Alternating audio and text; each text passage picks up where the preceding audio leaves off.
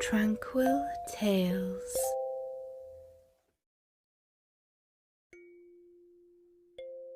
Prometheus and Pandora, a tale of Greek mythology from a book of myths by Jean Lang. Those who are interested in watching the mental development of a child must have noted that when the baby has learned to speak, even a little, it begins to show its growing intelligence by asking questions. What is this? It would seem at first to ask with regard to simple things, that to it are still mysteries. Soon it arrives at the more far-reaching inquiries. Why is this so? How did this happen? And as the child's mental growth continues, the painstaking and conscientious parent or guardian is many times faced by questions which lack of knowledge or a sensitive honesty prevents him from answering either with assurance or with ingenuity. As with the child, so it has ever been with the human race. Man has always come into the world asking how, why, what, and so the Hebrew, the Greek, the Maori, the Australian, the Norseman, in a word, each race of mankind has formed for itself an explanation of existence, an answer to the questions of the groping child mind. Who made the world? What is God? What made a God think of fire and air and water? Why am I? Into the explanation of creation and existence given by the Greeks come the stories of Prometheus and of Pandora. The world as first it was to the Greeks was such a world as the one of which we read in the book of Genesis. Without form and void, it was a sunless world in which land, air and sea were mixed up together, and over which reigned a deity called Chaos. With him ruled the goddess of night, and their son was Erebus, god of darkness. When the two beautiful children of Erebus, Light and Day, had flooded formless space with their radiance, Eros, the god of love, was born, and Light and Day and Love, working together, turned discord into harmony and made the earth, the sea, and the sky into one perfect whole. A giant race, a race of titans, in time populated this newly made earth, and of these one of the mightiest was Prometheus. To him and to his brother Epimetheus was entrusted by Eros the distribution of the gifts of faculties and of instincts to all the living creatures in the world, and the task of making a creature lower than the gods, something less great than the Titans, yet in knowledge and in understanding, infinitely higher than the beasts and the birds and fishes. At the hands of the Titan brothers, birds, beasts and fishes had fared handsomely. They were titanic in their generosity, and so prodigal had they been in their gifts, that when they would fain have carried out the commands of Eros, they found that nothing was left for the equipment of this being, to be called man. Yet, nothing daunted, Prometheus took some clay from the ground at his feet, moistened it with water, and fashioned it into an image, in form, like the gods. Into its nostrils, Eros breathed the spirit of life. Pallas Athena endowed it with a soul, and the first man looked wonderingly round on the earth that was to be his heritage. Prometheus, proud of the beautiful thing of his own creation, would fain have given man a worthy gift, but no gift remained for him. He was naked, unprotected, more helpless than any of the beasts of the field, more to be pitied than any of them, in that he had a soul to suffer. Surely Zeus, the all-powerful ruler of Olympus, would have compassion on man. But Prometheus looked to Zeus in vain. Compassion he had none. Then in infinite pity, Prometheus bethought himself of a power belonging to the gods alone, and unshared by any living creature on the earth. "We shall give fire to the man whom we have made," he said to Epimetheus. To Epimetheus this seemed an impossibility, but to Prometheus nothing was impossible. He bided his time, and unseen by the gods, he made his way into Olympus, lighted a hollow torch with a spark from the chariot of the sun, and hastened back to earth with this royal gift to man. Assuredly, no other gift could have brought him more completely the empire that has since been his. No longer did he tremble and cower in the darkness of caves when Zeus hurled his lightnings across the sky. No more did he dread the animals that hunted him and drove him in terror before them. Armed with fire, the beasts became his vassals. With fire he forged weapons, defied the frost and cold, coined money, made implements for tillage, introduced the arts, and was able to destroy as well as create. From his throne on Olympus, Zeus looked down on the earth and saw with wonder airy columns of blue-grey smoke that curled upwards to the sky. He watched more closely and realized with terrible wrath that the moving flowers of red and gold that he saw in the land that the Titans shared with man came from fire. That had hitherto been the god's own sacred power. Speedily he assembled a council of the gods to mete out to Prometheus a punishment fit for the blasphemous daring of his crime.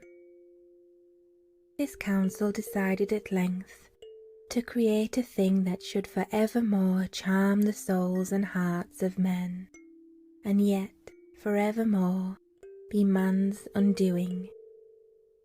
To Vulcan, god of fire, whose province Prometheus had insulted, was given the work of fashioning out of clay and water the creature by which the honour of the gods was to be avenged.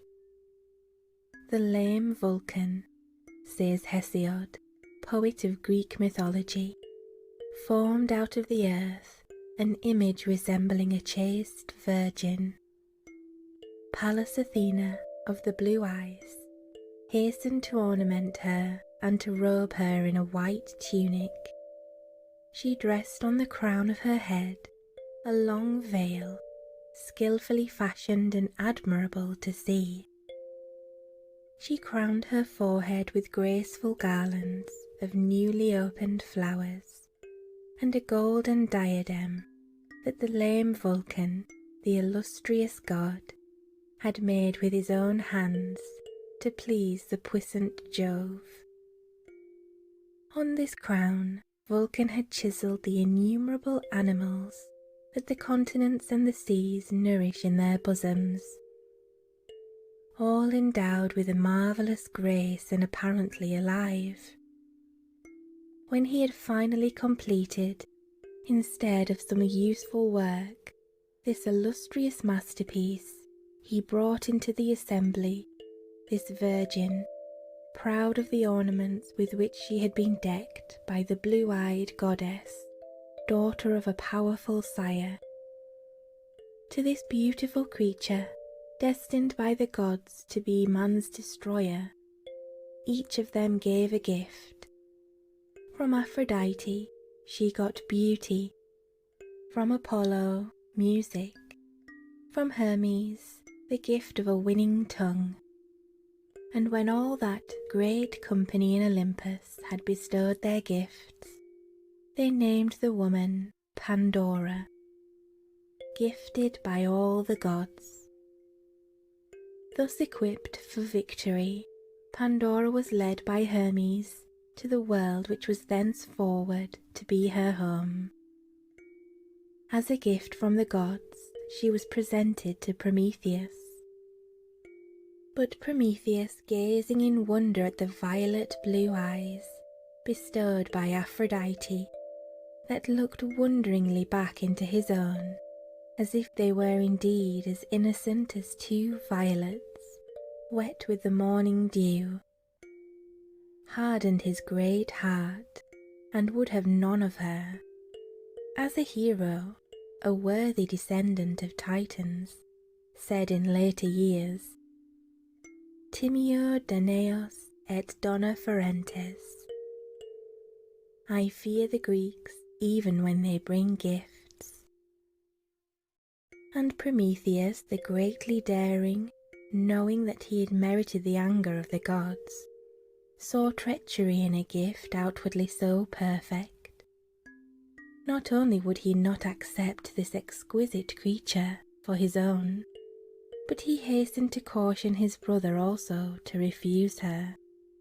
But well they were named, Prometheus, forethought, and Epimetheus, afterthought. For Epimetheus, it was enough to look at this peerless woman, sent from the gods, for him to love her and to believe in her utterly.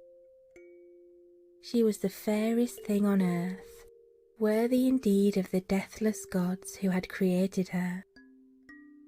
Perfect, too, was the happiness that she brought with her to Epimetheus. Before her coming, as he well knew now, the fair world had been incomplete. Since she came, the fragrant flowers had grown more sweet for him. The song of the birds was more full of melody. He found new life in Pandora, and marvelled how his brother could ever have fancied that she could bring to the world aught but peace and joyousness. Now when the gods had entrusted to the Titan brothers the endowment of all living things upon the earth, they had been careful to withhold everything that might bring into the world pain, sickness, anxiety, bitterness of heart, remorse, or soul-crushing sorrow. All these hurtful things were imprisoned in a coffer, which was given into the care of the trusty Epimetheus. To Pandora, the world into which she came was all fresh, all new, quite full of unexpected joys and delightful surprises. It was a world of mystery, but mystery of which her great, adoring, simple Titan held the golden key. When she saw the coffer, which never was opened, what then more natural than that she should ask Epimetheus what it contained? But the contents were known only to the gods. Epimetheus was unable to answer. Day by day the curiosity of Pandora increased. To her the gods had never given anything but good. Surely there must be here gifts more precious still.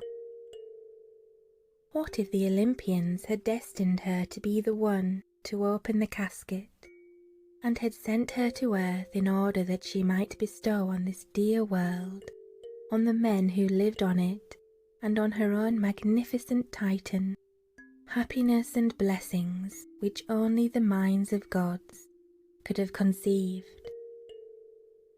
Thus did there come a day when Pandora, unconscious instrument in the hands of a vengeful Olympian, in all faith, and with the courage that is born of faith and of love, opened the lid of the prison house of evil. And as from coffers in the old Egyptian tombs, the live plague can still rush forth and slay, the long imprisoned evils rushed forth upon the fair earth and on the human beings who lived on it, malignant, ruthless, fierce, treacherous and cruel, poisoning, slaying, devouring, plague and pestilence and murder, envy and malice, and revenge and all viciousness. An ugly wolf pack indeed was that one let loose by Pandora. Terror, doubt, misery had all rushed straight away to attack her heart, while the evils of which she had never dreamed stung mind and soul into dismay and horror, when by hastily shutting the lid of the coffer she tried to undo the evil she had done. And lo, she found that the gods had imprisoned one good gift only in this inferno of horrors and of ugliness. In the world there had never been any need of hope. What work was there for hope to do, where all was perfect, and where each creature possessed the desire of body and of heart? Therefore hope was thrust into the chest that held the evils, a star in a black night, a lily growing on a dung heap, and as Pandora, white-lipped and trembling, looked into the otherwise empty box, courage came back to her heart, and Epimetheus let fall to his side the arm that would have slain the woman of his love, because there came to him, like a draught of wine to a warrior spent in battle, an imperial vision of the sons of men through all the eons to come, combating all evils of body and of soul, going on conquering and to conquer. Thus, saved by hope, the Titan and the woman faced the future, and for them the vengeance of the gods was stayed. Upon the earth and on the children of men, who were as gods in their knowledge and mastery of the force of fire, Jupiter had his revenge. For Prometheus he reserved another punishment. He, the greatly daring, once the dear friend and companion of Zeus himself, was chained to a rock on Mount Caucasus by the vindictive deity.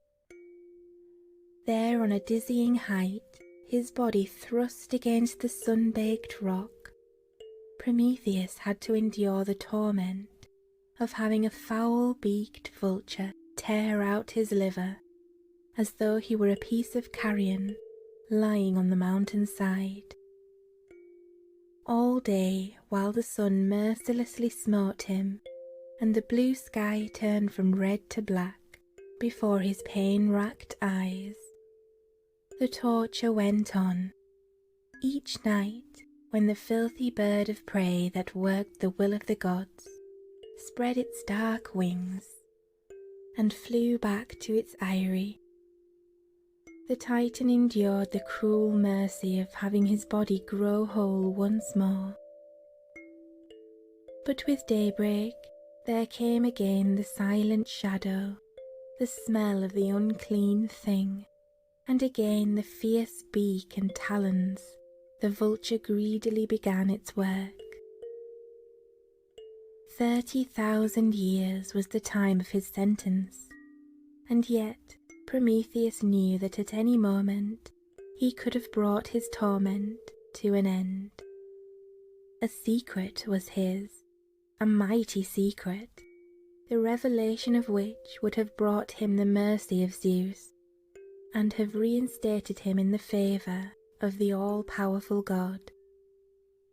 Yet did he prefer to endure his agonies, rather than to free himself by bowing to the desires of a tyrant who had caused man to be made, yet denied to man those gifts that made him nobler than the beasts, and raised him almost to the heights of the Olympians. Thus for him the weary centuries dragged by, in suffering that knew no respite, in endurance that the gods might have ended. Prometheus had brought an imperial gift to the men that he had made, and imperially he paid the penalty. The end. Thank you so much for watching. If you enjoyed this video, don't forget to like, comment, and subscribe. Good night, sleepyheads. Sweet dreams.